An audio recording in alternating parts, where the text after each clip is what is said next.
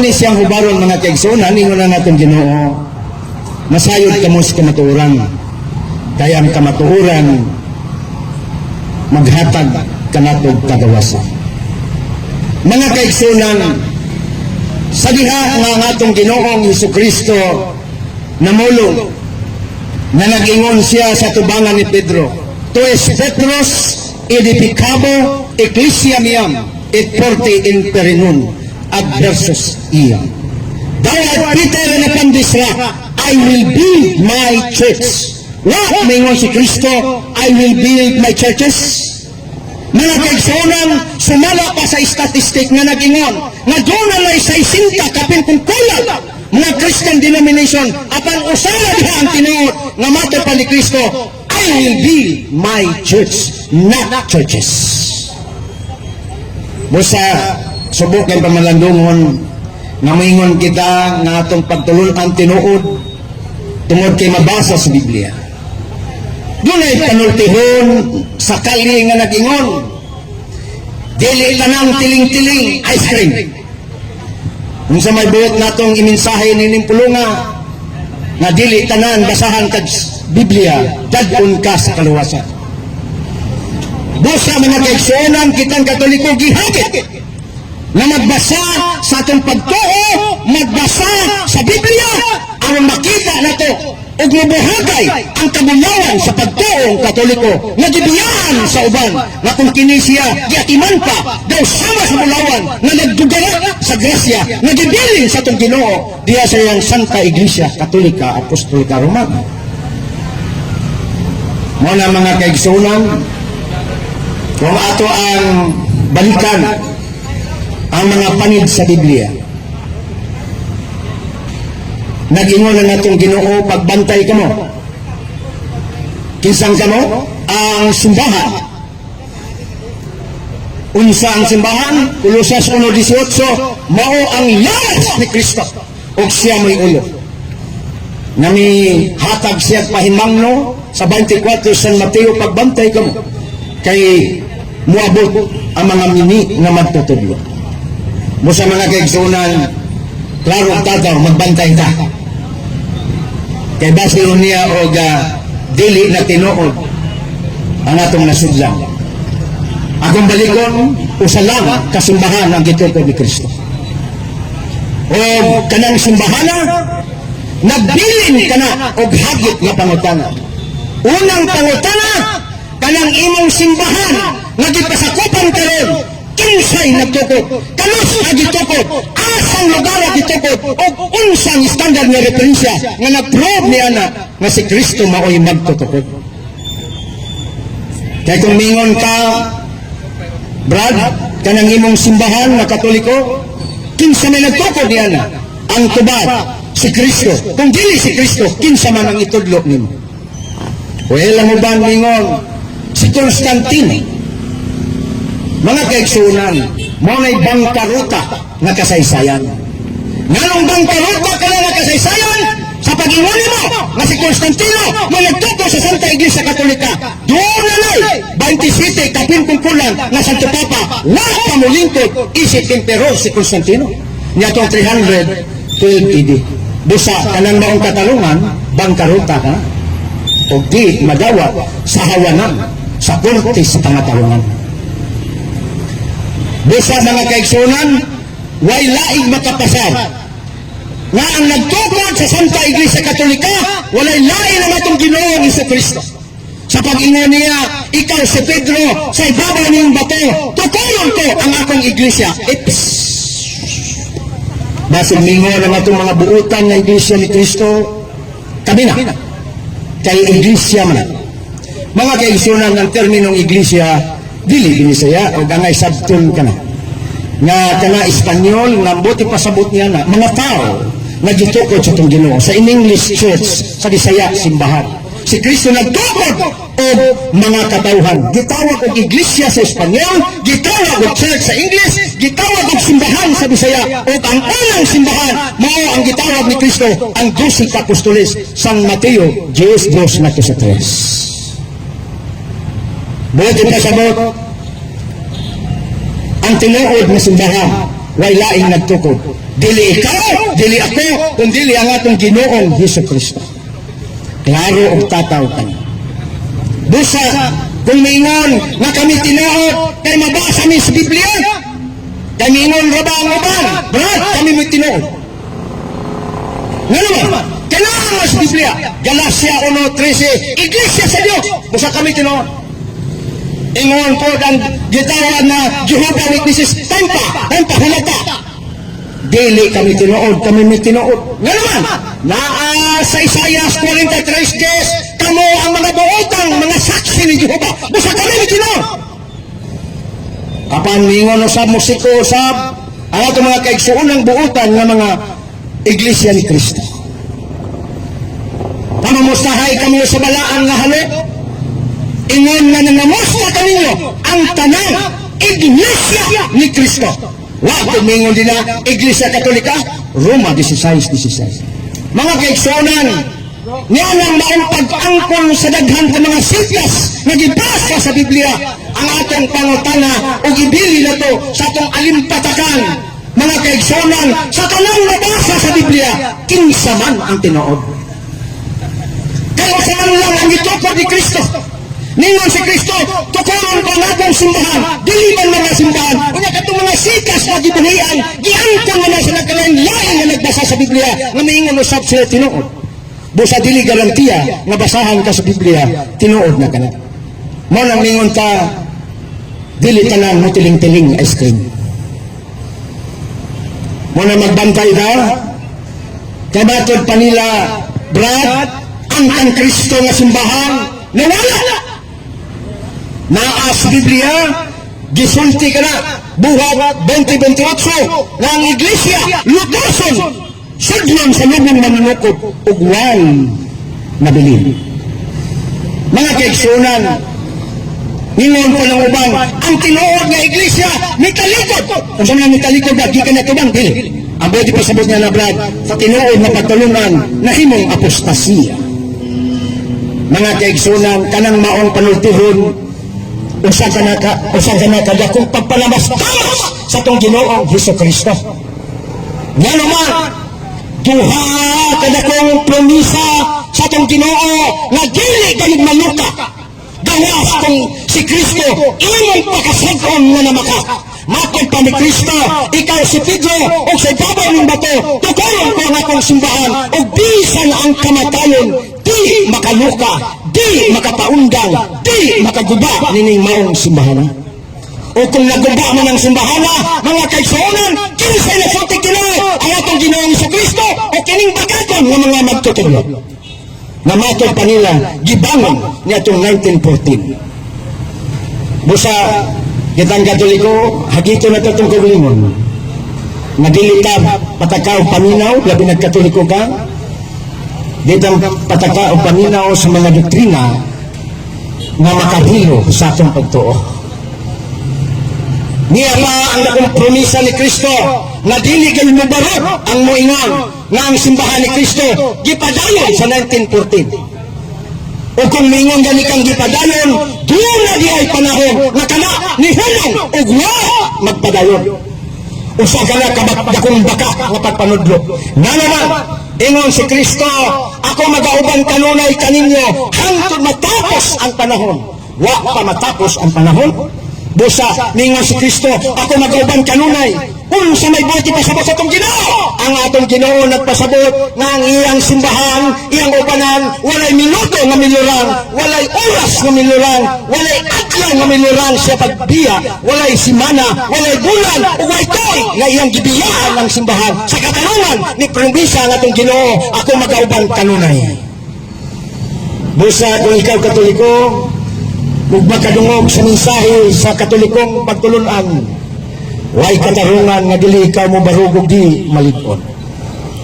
Apan kung dili ka magtuon, mga kaigsuonan, ang Biblia usab ni Ginoo.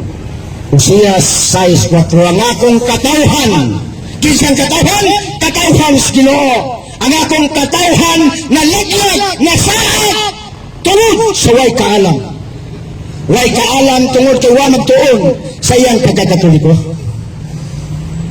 Way kaalam tungod kay dali na kayong mutuo kay matod pa nila parihar man na Ginoo brad. Parihar man na Ginoo. Dili na pariha brad. Nganong mingon ta nga dili na pariha?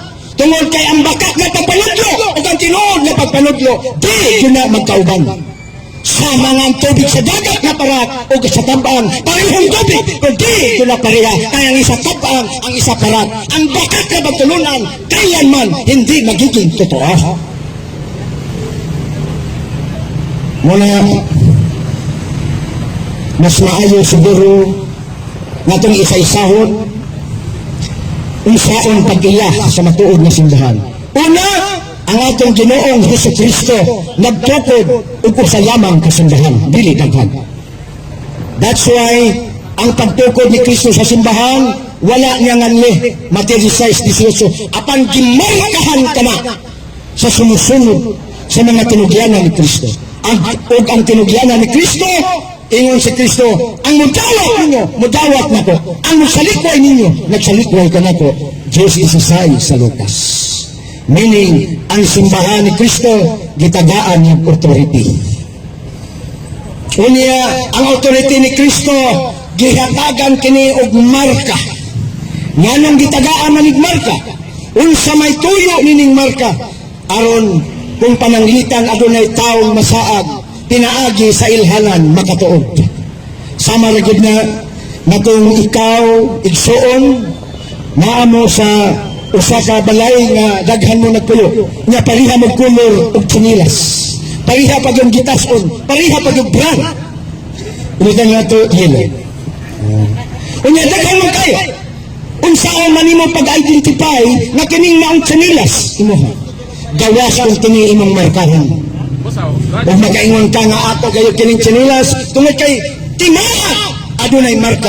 Ingon sad ni ana ang simbahan nga gitukod ni Kristo taliwala sa daghang nag-angkon gimarkahan kana sa upat ka marka. Una, mao ang pagkaisa. Usa lang ang simbahan nga gitukod ni Kristo. Unya ang simbahan nga gitukod ni Kristo ang ikaduhang timaan. Mao ang pagkabalaan. Munang daghan kayong musupak sa Santa Iglesia Katolika, time pa brad, kining giingon nimong marka nga kamubalaan, musupak ko niya na. Nga naman, kay diha sa Katoliko, akong nakita nga daghan palahubog. Unya balaan? Akong nakita sa Katoliko nga daghan kayong sugarul. Akong nakita sa Katoliko nga daghan kayong mga gitawag badunganon. Unya mao na ibalaan. Busa di na madawa. Muna nga si pagpaubos, pagtubag niya na atong tubagon. Yes, ang simbahan ni Kristo balaan, bantay pagayo mga kaigsunan, ningon si Kristo sa 15, unong ato sa 3 San Juan. Ako ang punuan sa paras, kamo mga sanga. Gawas kung ang sanga, magpabilin sa punuan, dili gayon magpamunga. O ang bunga gigipasabot sa itong Ginoong si Kristo na sabtan ni San Pablo, diya sa Roma 6:22, bunga sa pagkabalaan. Kay matod pa ni Kristo, ako ang punuan sa paras, kamo mga sanga, gawas kung kamo managpamunga, diya sa pagkabalaan, dili gayud kamo makasulod sa gingharian sa langit. Nganang miawhag sa Kristo sa 1 Pedro 1:16. Ningon nga ko balaan, pagbalaan usab kamo. Nganang mihagit man si Kristo sa iyang simbahan nga magbalaan. Tungod kaya magtukod na natong Ginoo o perfect na simbahan. The church is not the mausoleum of saints, but the hospital of sinners, so that we can be able to change, to heal our soul from sinners into saints. Kung ikaw magkamod, maminaw, magpulo sa hagit tudlo sa Ebanghelyo na mingon si Kristo, pagbalaan kamo, mingon nga balaan. Ang simbahan na gitukod ni Kristo kay siya man ang punuan balaan, busa mamunga kinig balaan. Mga kaigsuonan, kanang giingon sa itong mga igsuon nga buutan kayong kusog mo atake sa Santa Iglesia Katolika, di na tinuod. Namatod pa nila, nadagi balaan, nadagang baglunganon sa Santa Iglesia Katolika, wa ka na ilimod sa Santa Iglesia Katolika. Apang hinumdumi mga kaigsunan. Kung ato na hinumdautan, dili kaya nga kung relihiyon Katoliko. Kung ato na hinumbadlunganon, dili tungod kaya kung relihiyon Romano Katoliko. Kung dili na hino kong badlunganon, tungod kay wa ko magpuyo sa hagit sa Ebanghelyo na gisugo o gitudlo sa Santa Iglesia Katolika.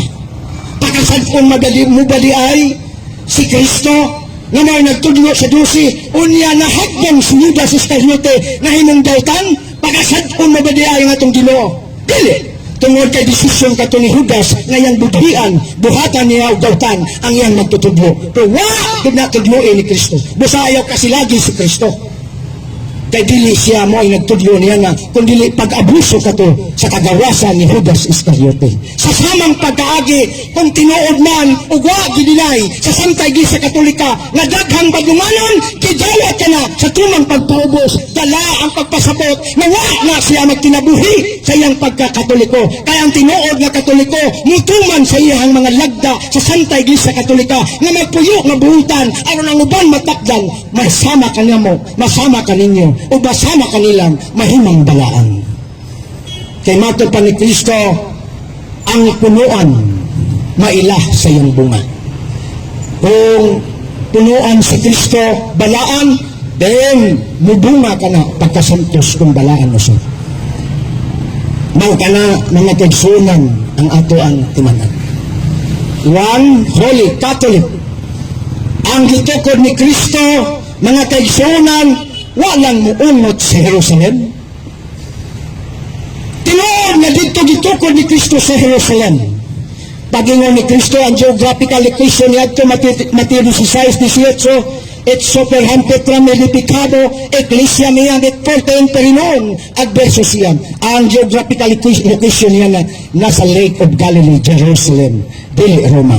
Nganong na Roma na? Nganong nga managingon, Santa Iglesia Katolika, Jerusalem na. Nganong na Roma na? Di ba sayop ng inyo? Pabutan to the ground. Tinuod, dito sa Jerusalem gitukod, dito si Kristo sa iyang tagilungsod. Apan, ningon si Kristo, dili ako sa akong tagilungsod. Apan, wa sila mo dawat ka na ako, San Juan 1:11. Ako dili sa akong matagilungsod, apan ang akong katawan, wa mo dawat ka na ako, meaning ang Israelita.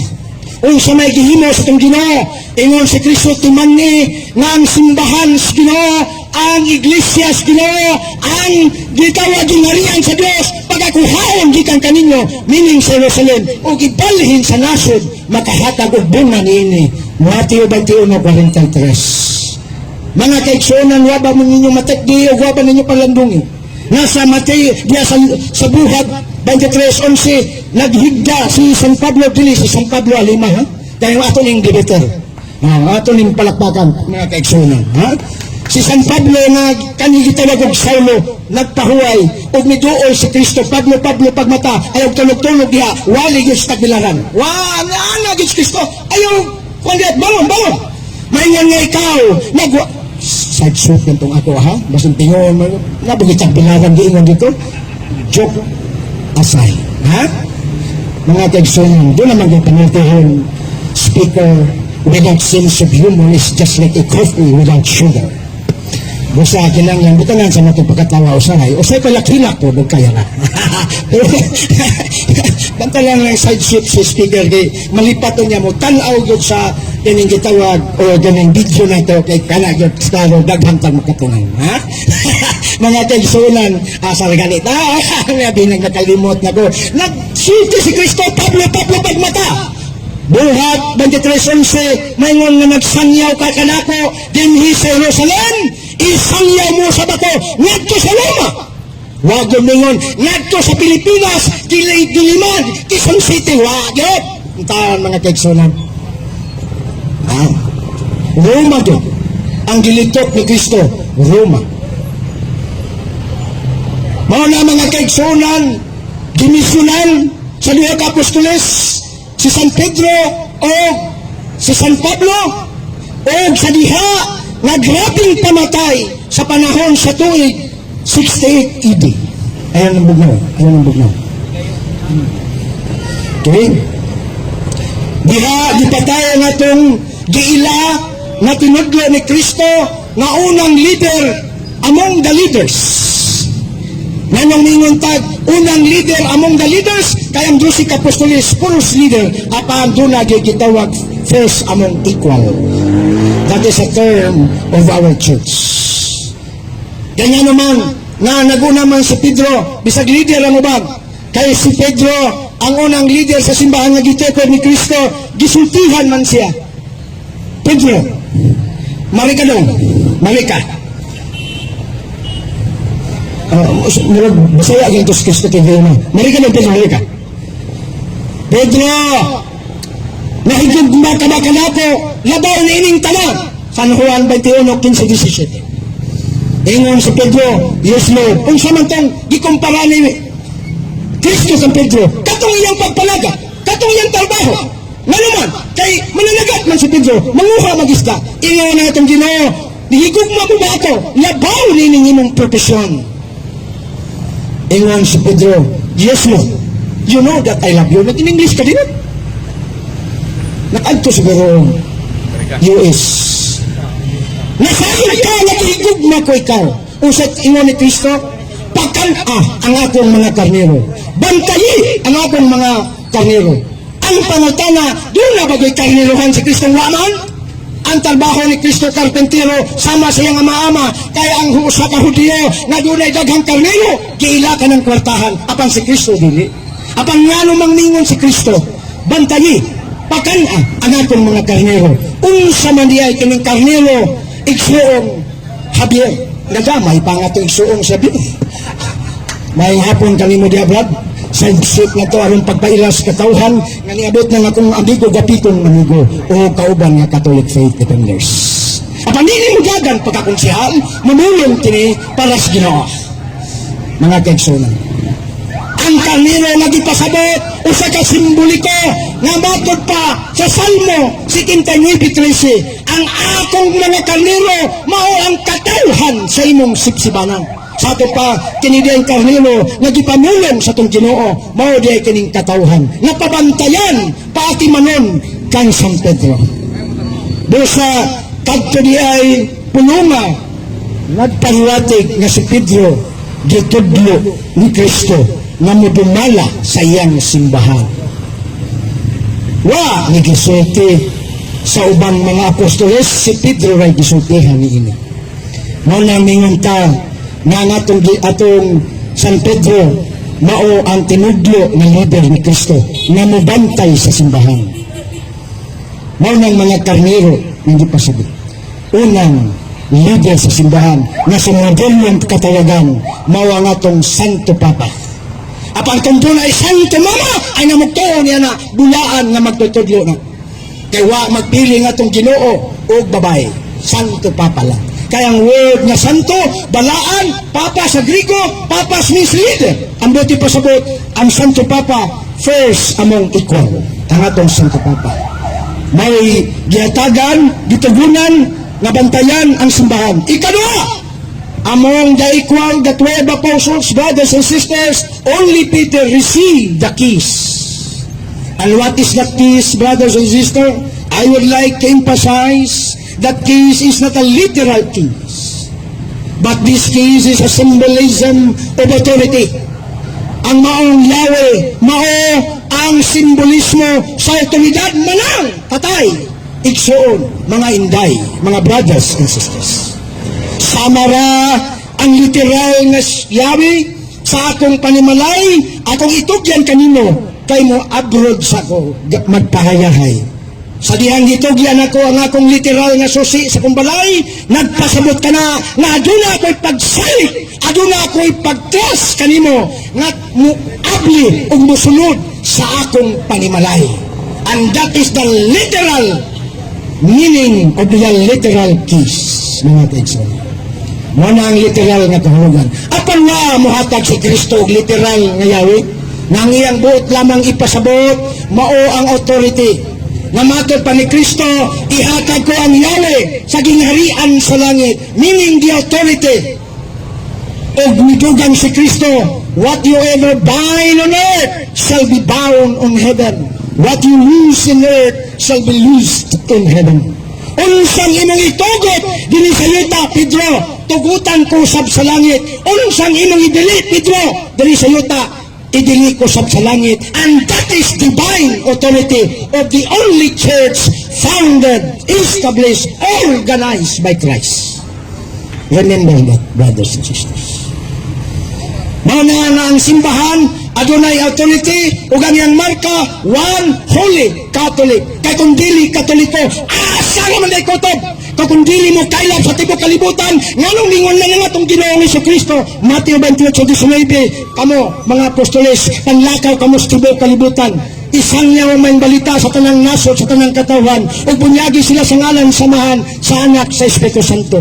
Busa ang intensyon ni Kristo sa iyang pagtukod sa iyang simbahan, kailangan mo kailap sa tibok kalibutan. Kaya kung dili mo kailap sa tibok kalibutan, dili ka na tawag Katoliko.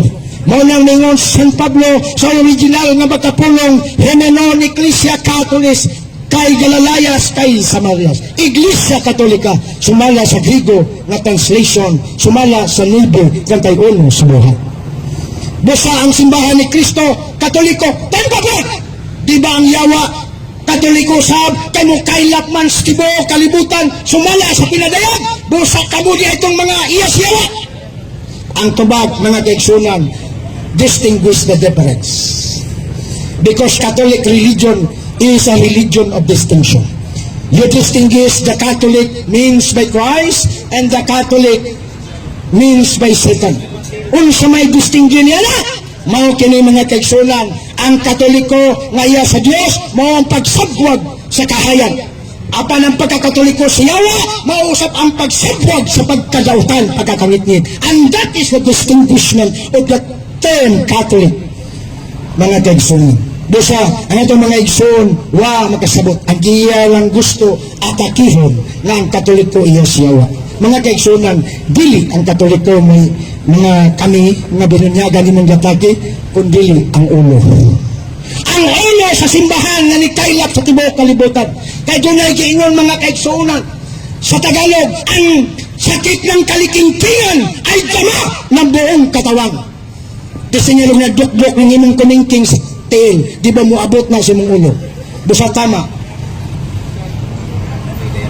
Nai makigayalog? Pwede ng dialog, potlo na to, aron ang dialog gumusulod. Dagang salamat o atong pasudlon ang lamisas pangutana. Kay basig mingon niya sila, pag kami mangutana niya na, basig limbuan ng lamisas sa imong pangatarungan. Busa taga na to, sige. Sige.